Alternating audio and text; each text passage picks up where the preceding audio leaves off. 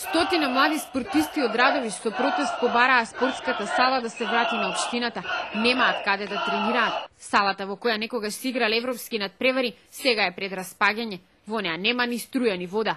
Побараа да се поништи договорот за концесија со кој оваа спортска сала е дадена на користење на 30 години.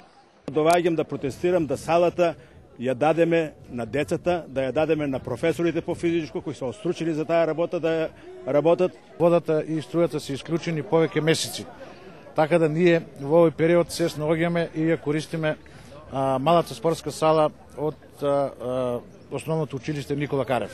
Играме во село Василево затоа што ние немаме сала. Го развиваме спортот во општина Василево, најмногу да го развиваме во општина Радовиш. Концесионерот Димитар Толевски признава дека салата е во катастрофална состојба. Новината за застојот ја лоцира во општина Радовиш. Толевски договорот за концесија го потпишал во март 2006-та. Истата година, неколку месеци подоцна, тогашната влада ја дала салата на користење на општината. Ние во старт влеговме со доста инвестиции, кои нормално во тој голем објект не можат ни да се приметат. И решивме четворицата партнери да не инвестираме додека не го разрешиме проблемот. Основниот суд во Струмица веќе донел пресуда со која договорот за концесија се поништува. Сега се чека на штипска апелација.